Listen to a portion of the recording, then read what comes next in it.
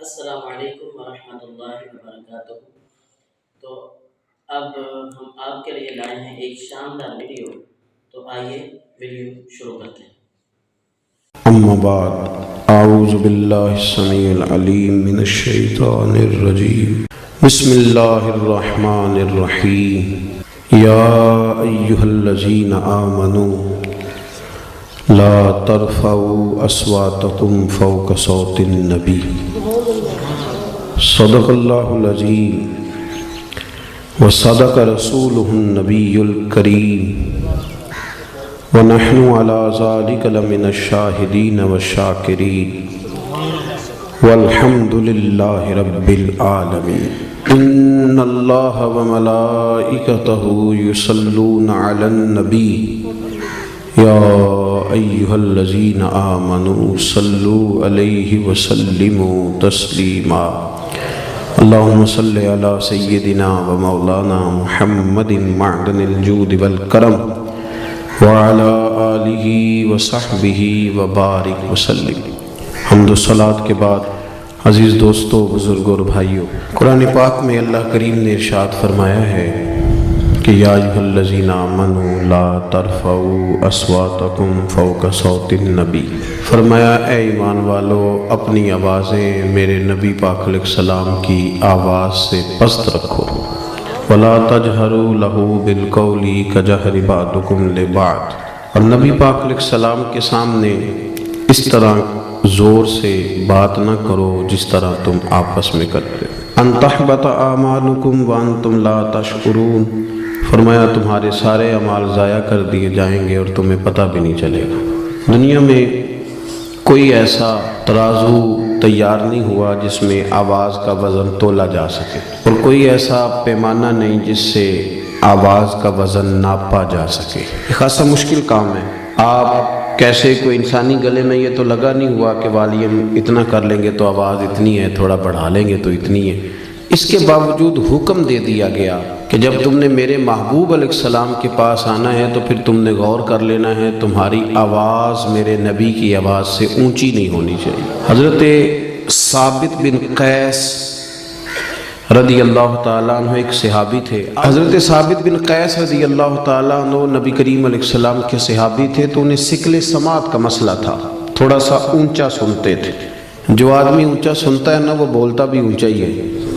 اونچا سنتے تھے تو پھر بولتے بھی اونچا ہی تھے، تو چونکہ ذرا اونچا بولتے تھے تو اب آپ اس بات کو سمجھ لیں، اس شان نزول کی روشنی میں اس آیت کو سمجھیں کہ وہ جان بوجھ کے اونچا نہیں بولتے تھے، مجبور تھے، مجبوراً اونچا بولتے تھے۔ لیکن رب کریم کو یہ ادا بھی پسند نہیں آئی، فرمایا مجبوری جتنی بھی ہو میرے نبی کا ادب قائم رکھنا ہے، ادب تم نے قائم رکھنا ہے۔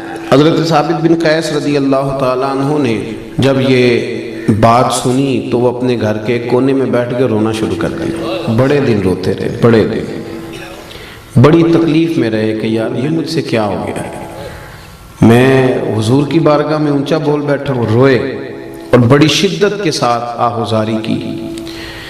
جب 2-3 دن تشریف نہ لائے، حاضر نہ ہوئے، تو اللہ کے رسول صلی اللہ علیہ وسلم نے ان کے محلے کے لوگوں سے، صحابہ سے فرمایا کہ ثابت نہیں آ رہے۔ عرض کی حضور وہ تو روتے رہتے ہیں سارا دن اور بڑے پریشان ہیں۔ حضور نے فرمایا جاؤ کوئی اسے جا کے کہو کہ تجھے تیرے رسول نے بلایا ہے، جاؤ جا کے کہو کہ تجھے حضور نے تے جے محبوب بلاوے ایک دم تے پھر سر نو پیر بنائیے، او سر منگے تے سر دے دئیے تے کدے بھی دیر نہ لائیے، تے یار دا کدے بھی گلا نہ کریے، پاواں سیک دئی مر جائیے، آزم یا تے لائیے ہی نہ، جے لائیے تے پھر توڑ نبھائیے۔ پیغام گیا سرکار کا تو دوڑے آئے اور آ کے حضور کے قدموں میں بیٹھ گئے، رو پڑے، کہنے لگے حضور میں جان بوجھ کے نہیں کرتا تھا، میں مجبور ہوں، میں تکلیف میں ہوں۔ میرے رسول کریم صلی اللہ علیہ وسلم نے کہا اٹھ ذرا میرے گلے سے لا، اور فرمایا اگر تو میرا اتنا اکرام کرتا ہے، اتنی تعظیم کرتا ہے تو پھر سن، اللہ تجھے 3 نعمتیں عطا کرے گا۔ وہ جو بے ادبی کرنے والے تھے ان سے کہا ان تحبط اعمالکم، تمہارے اعمال ضائع ہو جائیں گے، اور ادب کرنے والوں سے کیا کہا؟ فرمایا اللہ 3 نعمتیں دے گا، کون کون سی؟ حضور فرمانے لگے رب تجھے عزت والی زندگی عطا کرے گا، اور رب تجھے شہادت کی موت دے گا، اور قیامت کے دن بغیر حساب کتاب جنت عطا کرے گا۔ یہ دور جب سے تیزی سے بڑھا ہے نا آگے، تو لوگوں نے محنت کر کے بے ادبیاں پروموٹ کی ہیں، کوشش کی گئی ہے بے ادبی پروموٹ کرنے کی۔ ہمارے ہاں یونیورسٹی کے پڑھے لکھے لوگوں سے لے کر دیہاتوں کے عام لوگوں تک ادب والا معاملہ نہ بڑا خراب ہو گیا، یعنی ہمارے لیے مسئلہ ہی کوئی نہیں، جس کی مرضی عزت اچھال دیتے ہیں، مسئلہ ہی کوئی نہیں۔ یہ جو ادب ہوتا ہے نا، اس سے خوشبو آتی ہے، اور بے ادبی سے بدبو پھیلتی ہے، تعفن پھیلتا ہے، بے ادبی تکلیفوں کو جنم دیتی ہے۔ کچھ لوگ کہتے ہیں جی مطلب میں نے بات ہی کی ہے، کیا ہو گیا ہے؟ بھئی بات ادب سے کرو گے تو اس سے مٹھاس پھیلے گی، اور بے ادبی سے کرو گے تو اس سے تعلق خراب ہوگا۔ ہمیں نہ بات کرنے کا سلیقہ رہا، نہ ملنے کا سلیقہ رہا، نہ آنے جانے کا رویہ ٹھیک رہا، اس سے خرابی ہونے لگتی ہے۔ آپ دیکھیں نا، ماں باپ کو بندہ پیسے دے، لاکھوں میں خرچہ دے، کپڑے خرید کے دے، سارے کام ان کے کرے، لیکن کبھی مہینے میں ایک دفعہ بے ادبی بھی کر لے، وہ راضی رہیں گے؟ بیوی کہتی ہے اپنے شوہر سے، وہ کہتی ہے تو نا مجھے سال کے بعد 1 جوڑا لے کے دیا کر، اور تو تھوڑے پیسے دے دیا کر، میں گزارا کر لوں گی، پر تو نا مجھے گالی نہ دیا کر۔ وہ جو تو نے کل بات کی تھی تو میں ساری رات سو نہیں سکی، تو نے اتنی سخت بات کر۔ تضحیق اور توہین جو ہوتی ہے یہ تکلیف دیتی ہے آدمی، اذیت پہنچتی ہے، اذیت۔ شوہر اپنی بیوی سے کہتا ہے کہ تو نا کپڑے نہ بھی دھوئے گی تو میں دھوبی سے دھلوا لوں گا، روٹی میں ہوٹل سے کھا لوں گا، پر میری ماں کی عزت کیا کر۔ جب تو ان کی توہین کرتی ہے تو میرا دل پھٹتا ہے، مجھے تکلیف ہوتی ہے۔ آپ اس بات کو سمجھ لیں کہ یہ جو بے ادبی ہوتی ہے نا، یہ بڑا نقصان کرتی ہے معاشرے۔ ہم تو جہاں بیٹھتے ہیں، آپ یقین کریں، بے ادبی ہے، توہین ہی توہین ہے۔ نہ عالم دیکھا، نہ صوفی دیکھا، نہ سفید داڑھی والا دیکھا، نہ کوئی اچھا آدمی، کیونکہ ہر چیز کے اندر ہمیں دنیا نظر آتی ہے، لالچ ہی لالچ رہ گیا ہے ہر چیز میں۔ ہم ہر چیز کو اسی رنگ سے دیکھتے ہیں، اسی اینک سے دیکھتے ہیں۔ یہ بڑا خوبصورت رشتہ ہوتا ہے میاں بیوی کا رشتہ، یہ وہ واحد رشتہ ہے جسے اللہ تعالیٰ نے اپنی نشانیوں میں سے نشانی قرار دیا ہے۔ ان میاں بیوی کے سبب سے اولاد آئے گی، ان کے بچے ہوں گے، یہ سارا اخلاص والا رشتہ تھا، پر اس میں بھی لالچ آ گیا۔ لڑکی والے دیکھتے ہیں کہ لڑکا کیا کماتا ہے، اوپر کی کمائی کتنی ہے معاذ اللہ، اور لڑکے والے بھی پوچھتے ہیں لڑکی کیا لے کے آئے گی۔ تو جب یہاں بھی لالچ آئے گا، مادیت آئے گی، تو حسن ضائع ہوگا، اخلاص ضائع ہوگا۔ پھر جب وہ ڈیمانڈ پوری نہیں ہوگی، پھر توہین ہوگی۔ کبھی بھی بے ادبی نہ کریں کسی جگہ بیٹھ کے۔ حدیث پاک سنیں، بخاری مسلم میں مشکات میں موجود ہے، حضرت ابو ہریرہ راوی ہیں، نبی کریم صلی اللہ علیہ وسلم نے فرمایا جس نے 3 لوگوں کی عزت کی، بہت بڑے جملے حدیث کے، بہت بڑے، ذرا غور کرنا۔ حضور فرماتے ہیں جس نے 3 لوگوں کی عزت کی، سمجھے میں نے اپنے رب کی عزت کی ہے۔ اللہ کرے آپ کو سمجھ آئے۔ دیکھیں حضور نے کتنی بڑی بات کر دی، فرمایا جس نے ان 3 کی عزت کی، سمجھے میں نے اپنے رب کی عزت کی۔ وہ 3 لوگ کون ہیں؟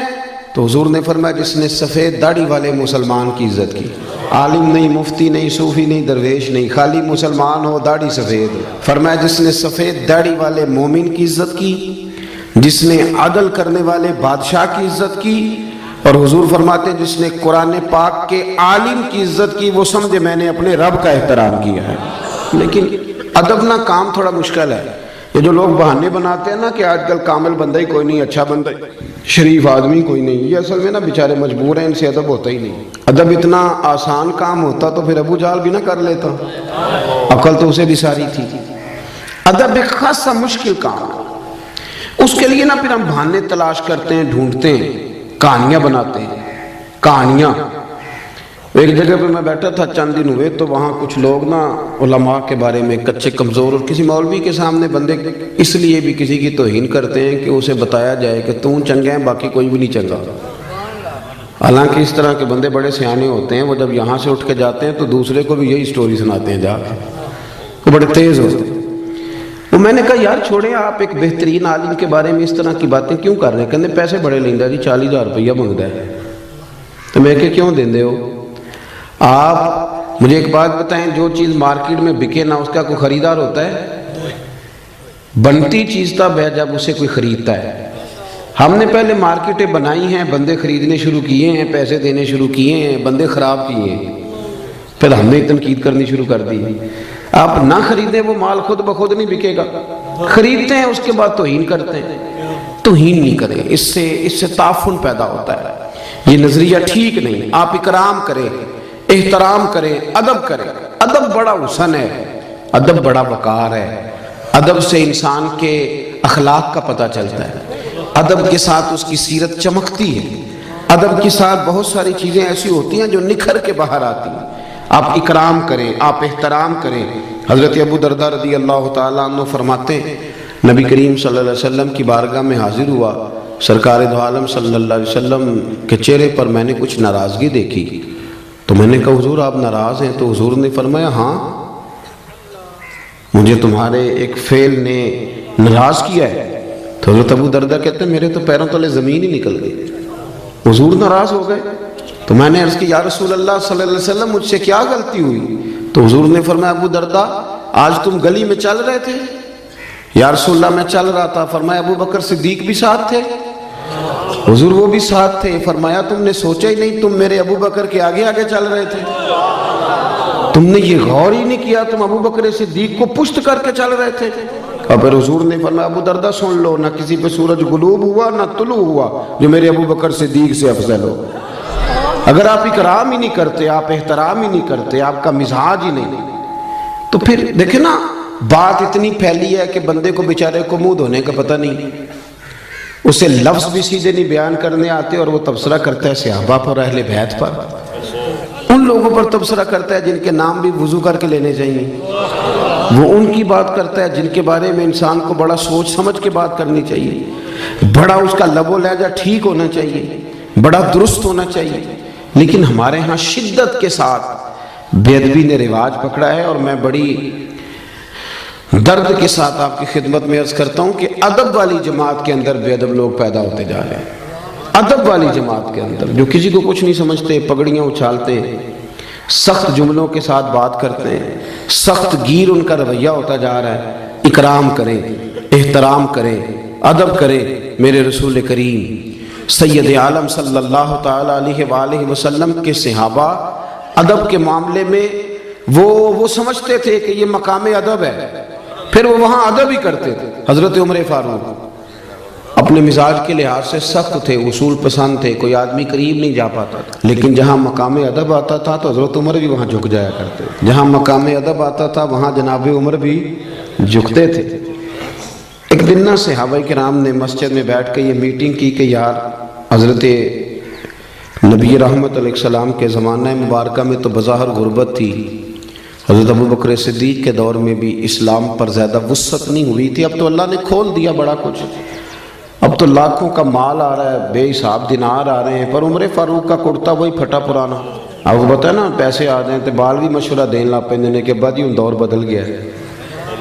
तो कहा जनाब वही फटा पुराना कुर्ता, और फिर 50-50 हज़ार दिनार हज़रत उमर के हिस्से में आए हैं। जब बदरी सहाबा को ताइफ मिले तो उमर मस्जिद से निकलते हैं तो घर जाने तक सारे पैसे बांट देते हैं। तो उमर से कहना कुर्ता ही बदल ले, ये मस्जिद में मीटिंग हो गई, तय हो गया, कहना है जी कहना है, कहना चाहिए कहना चाहिए। एक सहाबी बोले, कहने लगे कहना तो चाहिए पर वो शेर भी बताओ जो उमर से बात करेगा, कोई बंदा जो हज़रत उमर से बात करे वो भी बताएं। तो सहाबा कहने लगे एक बंदा है, वो कहेंगे तो उमर मान जाएंगे। वो कौन है? कहा मौला अली शेर खुदा करमल्लाहु ताला वजहुल करीम। इनकी बड़ी कुर्बतें हैं आपस में, बड़ा प्यार है। अली कहेंगे तो उमर मान जाएंगे। इकट्ठे होकर जनाब मौला अली शेर खुदा से अर्ज़ की कि आप हज़रत उमर से कहें कि कुर्ता बदल लें।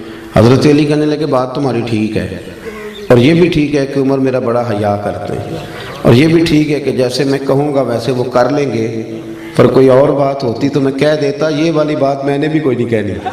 ये मैं उमर की तबीयत को, मिजाज को, उनकी मैं जानता हूँ रूह की ग़िज़ा क्या है, ये नहीं मैंने बात करना। उन्होंने कहा जी फिर क्या मतलब हुआ कि उमर फारूक से कोई बात कर ही नहीं सकता? तो हज़रत अली कहने लगे ऐसी भी बात कोई नहीं, मैं तुम्हें एक हस्ती बताता हूँ, वो जैसे कहेंगी उमर वैसे करेंगे। कहा वो कौन? تو جناب علی کہنے لگے سیدہ عائشہ صدیقہ۔ حضرت عائشہ صدیقہ ام المومنین ہیں، مومنوں کی ماں ہیں، وہ جیسے کہیں گی عمر ویسے ہی کریں گے۔ دیکھیں نا، حضرت عمر فاروق امیر المومنین ہیں، ویسے بھی عمر میں بڑے تھے سیدہ عائشہ صدیقہ سے، لیکن پیغام گیا حضرت عائشہ کا۔ صحابہ نے جا کر حضرت عائشہ صدیقہ سے کہا کہ آپ بات کریں، تو آپ نے پیغام بھیجا، فرمایا بالکل کہنا چاہیے عمر سے کہ کرتا بدل لے، ویسے بھی سرکار دو عالم علیہ السلام کا فرمان موجود ہے کہ اللہ تعالیٰ نعمت دے تو اس کا اثر دیکھنا پسند کرتا ہے، تو کہنا چاہیے۔ کہتے ہیں جناب عائشہ صدیقہ رضی اللہ تعالیٰ عنہ نے پیغام بھیجا حضرت عمر کو۔ کیسر و کسریٰ کے بادشاہ بلاتے تھے تو فرماتے تھے جاؤ دوڑ جاؤ، میرے پاس ٹائم نہیں۔ لیکن جناب عائشہ صدیقہ کا جب پیغام گیا تو حضرت عمر نے 1 منٹ نہیں لگایا۔ تو یار ضروری ہے کہ ہر جگہ گردن اکڑ کے بندہ چلے، 1 منٹ میں پہنچے۔ حضرت انس بن مالک کہتے ہیں میں دیکھ رہا تھا پردے کے پیچھے اتحیات کی حالت میں بیٹھ کر، اور کہنے لگے اماں جی حکم ہو میرے لیے، حکم ہو مجھے فرمایا جائے، میں حاضر ہو گیا، میں نے دیر تو نہیں کی۔ تو جناب عائشہ صدیقہ رضی اللہ تعالی عنہ کہنے لگی نہیں آپ وقت پہ آئے، تو فرمانے لگے میں تو بڑا خوش قسمت ہوں نا، مجھے نبی پاک کے گھر سے پیغام گیا ہے۔ ہمارا نا آہستہ آہستہ رویہ آہستہ آہستہ لوگوں کا خراب ہوتا جاتا ہے، ہم اپنی مرضی سے بولتے ہیں، اپنی مرضی سے چلتے ہیں، ہمارا طریقہ کار، اور کچھ ادب سکھانے والے وہ بھی بڑے انوکھے ہیں، انہوں نے ادب سکھایا مریدوں کو، پر یہ کہا ہے کہ صرف میرا ہی کرنا، اس کے علاوہ کسی اور کا، یہ بھی بہت بڑا رٹا ہے، ادب کرنا تو صرف میرا کرنا۔ یہ تو آپ نے قید کر دیا لوگوں کو، یہ آپ نے ادب نہیں سکھایا، یہ تو آپ نے اپنا طواف کرنے کا طریقہ بتلایا ہے۔ حضرت عمر فاروق حاضر خدمت ہیں، اتحیات کی حالت میں بیٹھے ہیں، جناب عائشہ صدیقہ رضی اللہ تعالی عنہ فرمانے لگی اے عمر فاروق، صحابہ کی خواہش ہے کہ آپ نیا کرتا پہنیں، بڑے بڑے سفیر وزیر آپ سے ملنے آتے ہیں۔ تو حضرت عمر نے گردن جھکا دی کہ اماں جی جیسے حکم ہوگا میں کروں گا، آپ حکم کریں میں کرتا ہوں۔ جناب سیدہ عائشہ صدیقہ رضی اللہ تعالیٰ عنہ نے کہا کہ ٹھیک ہے، اب کل نیا کرتا بنوا کے پہنے۔ اماں جی ٹھیک ہے، ایک بات کرنے کی اجازت ہے؟ تو جناب عائشہ صدیقہ رضی اللہ تعالیٰ عنہ فرمانے لگے کیجئے۔ تو حضرت عمر فرمانے لگے اماں جی یہ جو میں نے کرتا پہنا ہوا ہے نا جس کو پیوند لگے ہوئے ہیں، یہ میں حضور کے زمانے میں بھی پہنتا تھا، یہ میں ابو بکر صدیق کے زمانے میں بھی پہنتا تھا، میں اسی حال میں ان کے ساتھ رہا، میں نے اسی طرح ان کے ساتھ وقت گزارا، یہی میرا انداز رہا، اور اسی طرح ہم اکٹھے بیٹھتے تھے، یہ میری یادیں ہیں، یہ میرا رنگ ہے، یہ میرا اصل ہے۔ اور کچا رنگ للاری والا جڑا چڑھ دا لیندا رہندا، اے عشق تیرے دا رنگ محمد چڑھ جائے پھر نہیں لیندا، یہ میرا اصل ہے۔ اگر مجھے اجازت دے دی جائے تو نظر ایک ویسے کروں گا میں وہی جو آپ حکم کریں گی۔ جناب عائشہ نے جب یہ بات سنی تو رو پڑی، پلو بھیگ گیا آنسوؤں سے، کہنے لگی عمر آپ جائیں، جیسے آپ کا دل کرے آپ کریں، پر ایک بات میری سمجھ میں آ گئی ہے، رب نے آپ کو بڑا ہی ادب ادا کیا ہے، آپ بڑے اکرام والے۔ آپ یقین کریں وہ جن لوگوں کا بڑا دعویٰ ہے نا ادب کرنے کا، ان کے بھی جملوں سے ادب نظر آتا ہے، عمل سے ادب نظر نہیں آتا۔ وہ پہلے اینک لگاتے ہیں اچھی طرح تنقید کی، اچھی طرح اوپر سے لے کر نیچے تک بندہ پرکھتے ہیں کہ اگر کوئی کمزوری نظر آ گئی ہے تو پہلے میں بچ جاؤں، قریب نہ مجھے جانا پڑے، میں تنقید کروں، پہلے وہ اینک لگاتے ہیں۔ اور پھر بھی اگر کوئی ان کی پہنچ پہ پورا اتر ہی آئے تو پھر بھی جو ان کا انداز ہے وہ انداز بتاتا نہیں کہ ان کے اندر ادب ہے، تھوڑا سا ترک ہوتا ہے، تھوڑی احتیاط ہوتی ہے، تھوڑا ایک سلیقہ ہوتا ہے، اور بات کرنے میں، چلنے میں، اٹھنے میں۔ حضرت امام مالک رحمۃ اللہ تعالیٰ علیہ کے دروازے پہ کوئی آ کے دستک دیتا تو آپ فرماتے جاؤ پوچھو کو فقہی مسئلہ پوچھنے آیا یا حدیث پاک سننے آیا؟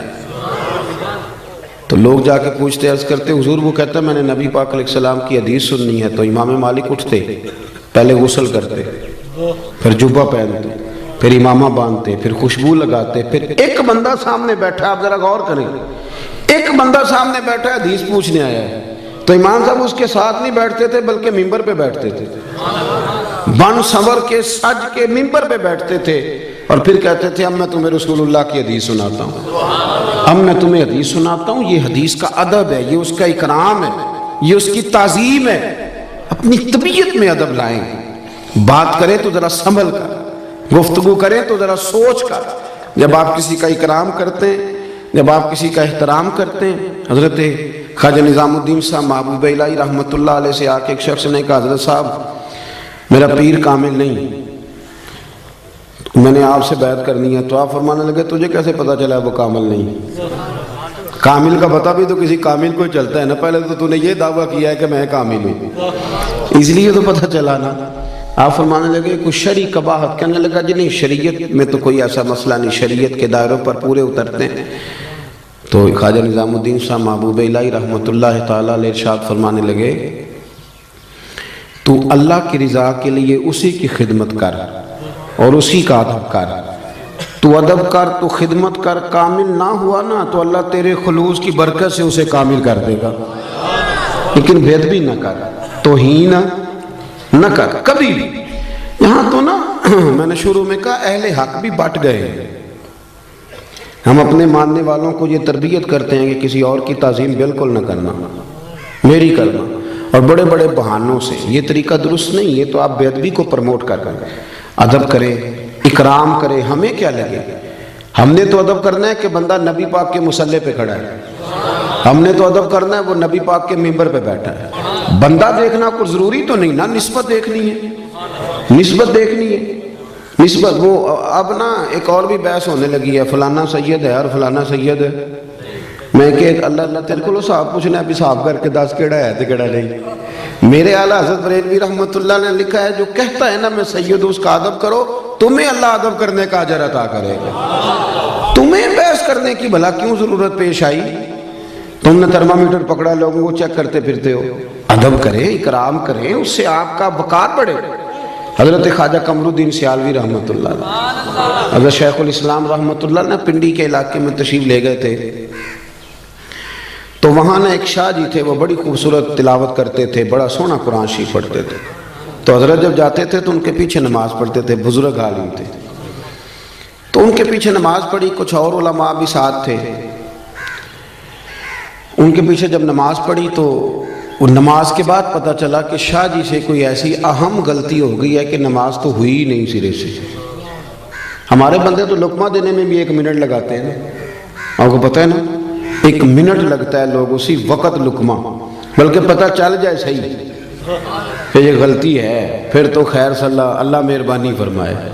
پھر تو نہ اور دیکھیں گے بزرگوں کا طریقہ تھا، اگر کوئی عالم کے اندر غلطی محسوس کرتے تھے تو پوچھتے تھے کہ یہ آپ نے کام کیا ہے، اس کی کیا حکمت تھی.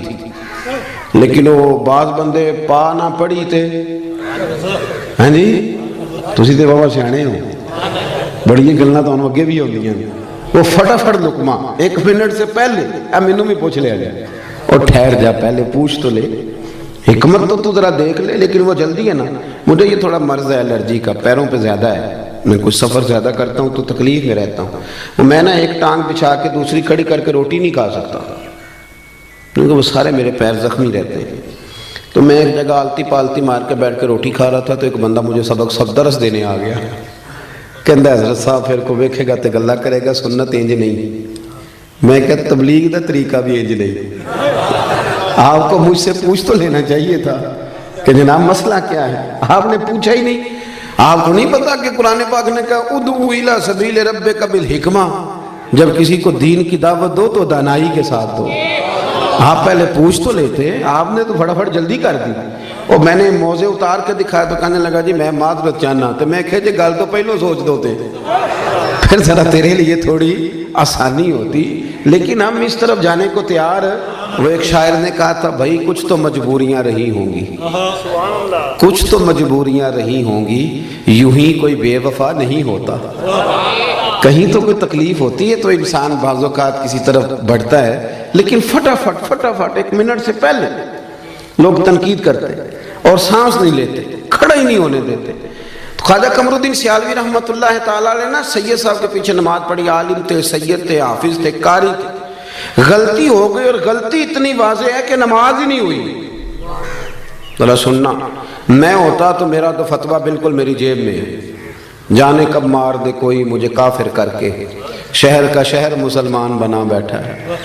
اسی وقت فتویٰ دیتا اور ختم کر دیتا ہر شہر. اتنی عمر ہوگی نماز ہی نہیں پڑھانی ہوگی، پتہ نہیں کیا کچھ کہہ دیتے معاذ اللہ. تو وہ علماء ساتھ تھے.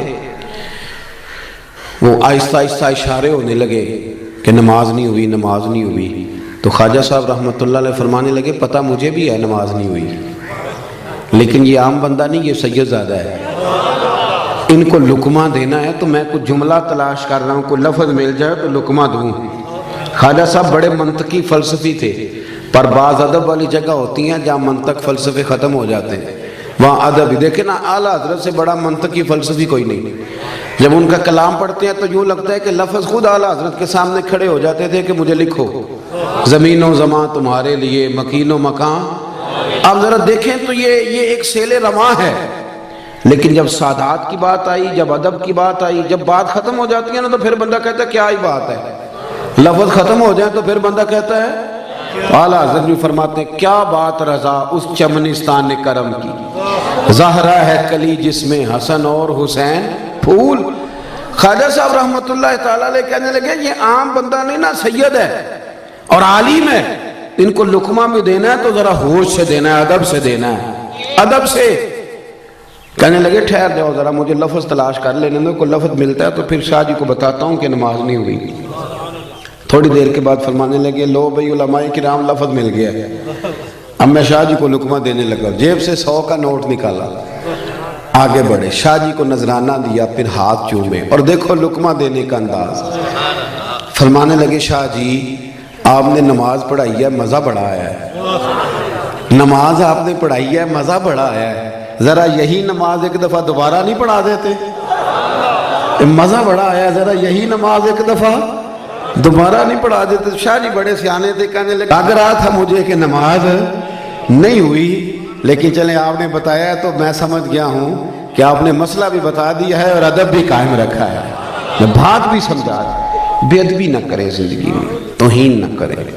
دیکھیں نا آپ ایک لفظ کہہ کے گھر چلے جاتے ہیں پر وہ لفظ زبان سے نکلتا ہے دوبارہ واپس نہیں آتا. تھوڑا سوچ کے بولے. وَقُولُوا لِلنَّاسِ حُسْنًا.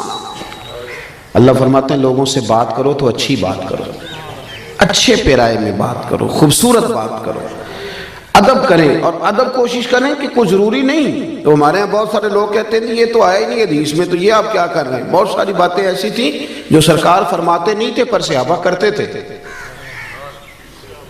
حضرت اسلم بن شریق رضی اللہ تعالیٰ عنہ حضور کے صحابی ہیں، ان کی ڈیوٹی تھی نبی پاک کے گھوڑے پر کجاوا باندھنے کی. تو رات کو پوچھ لیتے تھے کہ یا رسول اللہ صلی اللہ علیہ وسلم صبح کہیں جانا تو نہیں؟ تو اگر حضور فرماتے ہیں ہاں جانا ہے تو وہ اس وقت گھوڑے پہ کجاوا باندھ کے تیار کر کے پیش کر دیتے. ایک دن رات کو پوچھنے لگے کہ حضور کہیں جانا ہے؟ فرمایا فجر پڑھ کے جانا ہے. حضور نے فجر کی نماز پڑھائی، باہر نکلے تو گھوڑا تیار تھا، کجاوا بندھا ہوا تھا. اللہ کے محبوب گھوڑے پہ بیٹھے سفر کیا، واپس آئے تو فرمایا ذرا اسلم بن شریق کو تو بلاؤ. وہ حاضر خدمت ہوئے تو سرکار فرمانے لگے آج کجاوا تم نے نہیں باندھا. تو وہ رو پڑے، کہنے لگے سونیا میرے پیر باندھنے کا انداز بھی آپ کو پتہ ہے؟ تو حضور فرمانے لگے مجھے پتہ چل گیا کہ یہ سٹائل تیرا نہیں ہے، آج تو نے نہیں باندھا. حضور نے کہا نہیں تھا، حکم نہیں دیا تھا، پر ان کا ادب کرنے کا طریقہ دیکھیں. عرض کرنے لگے یا رسول اللہ صلی اللہ تعالیٰ علیہ وسلم رات کو نا میرے اوپر غسل فرض تھا، جب میں صبح اٹھا ہوں تو غسل فرض تھا. اب اگر میں غسل کر کے کجاوا باندھتا تھا تو حکم ماننے میں دیر ہوتی تھی، اور یہ بھی بے ادبی ہے. اور حضور یہ میری غیرت گوارا نہیں کرتی تھی کہ میں نے غسل کرنا ہو اور میں آپ کے گھوڑے کو بھی ہاتھ لگاؤں اور گھوڑے کے کجاوے کو بھی ہاتھ لگاؤں. میں اس کو بھی بے ادبی سمجھتا ہوں. تو پھر میں نے کسی اور کی ڈیوٹی لگائی، کسی اور کی. کسی جگہ حکم نہیں تھا کہ تم نے غسل کرنا ہو تو میرے گھوڑے کو ہاتھ نہ لگانا، حکم نہیں تھا. پر وہ سمجھتے تھے کہ پائے نظر ہوش میں آ یہ کوے نبی ہے، آنکھوں سے بھی چلنا یہاں بے ادبی ہے. اپنی زندگی میں ادب کریں اور اکرام کے ساتھ، ادب کے ساتھ. علامہ اسماعیل حقی نے لکھا ہے، بس بات ختم کرنے لگا ہوں. علامہ اسماعیل حقی رحمۃ اللہ نے لکھا ہے کہ ایاز کا جو بیٹا تھا نا تو اس کا نام تھا محمد بن ایاز. تو سلطان محمود غزنوی جب اس کو آواز دیتے تھے تو بڑے پیار سے، بڑے میٹھے، اور محمد بن ایاز میری بات سنو. تو ایک دن آواز دی، کہنے لگے ایاز کے بیٹے ذرا آنا، ایاز کے بیٹے ذرا. تو ایاز دوڑ کے حاضر ہوا، کہنے لگا حضور غلام زادے سے کوئی غلطی ہو گئی ہے. کہا کیوں، کیا ہوا؟ کہنے لگے آج آپ نے نام نہیں لیا. آپ نے کہا یاز کا بیٹا، پہلے تو آپ محمد بن ایاز کہتے تھے، حالانکہ وہ نام اس کے بیٹے کا تھا، حضور کا نہیں تھا، حضور کے نام پر نام رکھا تھا۔ لیکن محمود غزنوی کیا کہتے ہیں، یہ دیکھیں، یہ بیٹھتے تھے نا حضرت ابو الحسن خرقانی کی بارگاہ میں، تو وہاں سے ادب سیکھا تھا۔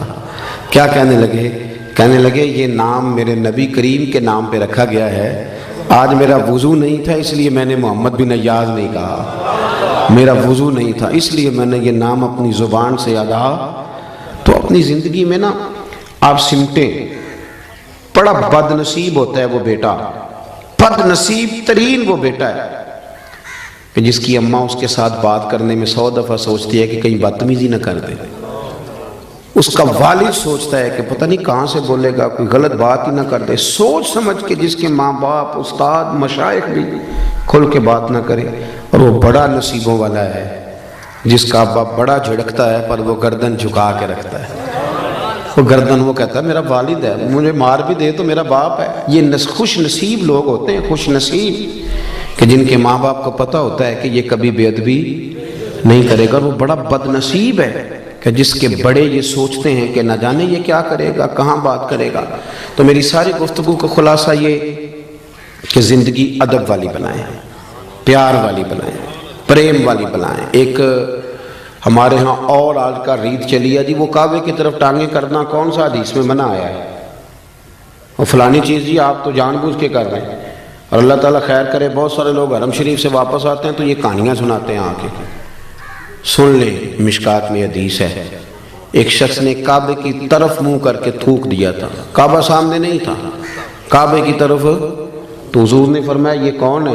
یا رسول اللہ فلانی مسجد کا امام ہے۔ فرمایا آج کے بعد نماز نہ پڑھائے۔ نماز پڑھانے لگے تو لوگوں نے روک دیا، کہا آپ نماز نہیں پڑھائیں گے، نبی پاک علیہ السلام نے منع کیا۔ تو وہ حضور کی بارگاہ میں حاضر ہوئے، یا رسول اللہ آپ نے منع کیا؟ حضور نے فرمایا ہاں منع کیا ہے، تو نے میرے سامنے کعبے کی سمت منہ کر کے تھوکا۔ لفظ دیکھیں حدیث کے، حضور فرمانے لگے تو نے اللہ کو بھی اذیت دیا، اللہ کے رسول کو بھی اذیت دی، یعنی بے ادبی تو اذیت دیتی ہے، تکلیف۔ اور یہاں لوگ دلیلیں پوچھتے پھرتے ہیں۔ ادب کریں، کبھی بھی زندگی میں صحابہ، اہل بیت، تابعین، اولیاء، صوفیاء، علماء، حتیٰ کہ قاری، حافظ، ہمیں ادب کرنا ہے، ہماری ذمہ داری ادب ہے۔ کسی بندے کا عمل کیا ہے وہ حساب ہم نے نہیں لینا، وہ اللہ نے لینا ہے، وہ اللہ لے لے گا اپنے وقت پہ۔ ہم حساب ہی کرتے رہتے ہیں اور جو ہمارا اصل کام ہے وہ رہ جاتا ہے۔ دعا کرتا ہوں اللہ کی بارگاہ میں جو میں نے کہا میرا مالک اسے قبول فرمائے، گفتگو کے دوران جہاں بھول گئے اللہ ہم سے درگزر فرمائے۔